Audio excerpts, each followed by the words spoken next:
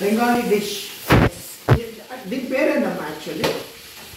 ఇది యాక్చువల్లీ బెంగాల్లో ఏం చేస్తారంటే ప్రతి ఒక్క దాంట్లో ఆకుకూర వేసి కూడా అలవాటు. మనం ఏంటంటే ఆకుకూర వేసుకోం. మన ఆంధ్ర సైడ్ వచ్చేసి ఎంతసేపు చింతపండు పులుపు వేసుకుంటాం అనమాట. ఇక్కడ ఏంటంటే టమోటా ఎక్కువ వాడతారు, పులుపు తక్కువ వాడతారు.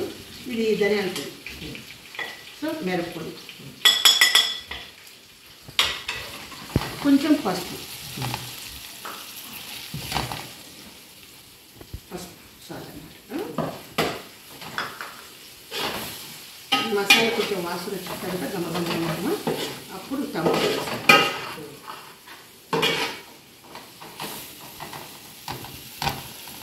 ఇప్పుడు బూడిద గుమ్మడికాయ ముక్కలు వేస్తున్నాం.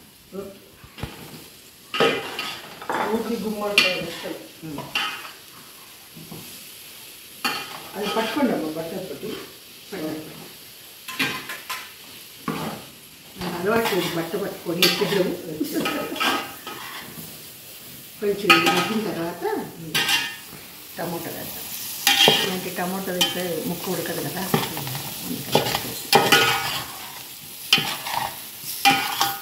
కాసేపు మూత పెడితే మగ్గిపోతుంది. చూసారా దీని కలరే ఎలా ఉంది? మారిపోయిందా? సూపర్ కలర్ఫుల్ కనిపిస్తుంది. అదే చేప కొర్రమేను సూపర్గా ఉంటుంది. కొర్రమేను సూపర్. కొర్రమట్ట కొర్రమేను. ఇది కాస్త మగ్గిపోయాను. ఒక చుక్క నీళ్ళు వేసేసి కొంచెం కళ్ళు వేసుకున్నాం. ఉప్పు, కళ్ళుప్పు. సాల్ట్ అంటే బాగుండదు కదా, కొంచెం కళ్ళుప్పు వేస్తే ఆరోగ్యానికి మంచిది, తినే రుచులు బాగుంటాయి అని కాస్త ఉప్పు వేద్దాం. తర్వాత తగినంత వేసుకుందాం. ఒకవేళ సరిపోకపోతే. మీరు ఎప్పుడైనా తిన్నారా? లేదమ్మా అస్సలు లేదా? లేదు. చూసారు కూడా ఫస్ట్ టైము, విన్నది కూడా ఫస్ట్ టైము. అసలు ఈ గుమ్మడికాయ ఫ్రై ఇట్లా కూడా తినబుద్ధి అవుతుంది. చేసుకోవచ్చు. వెజిటేరియన్ వాళ్ళు చేసుకోవచ్చు.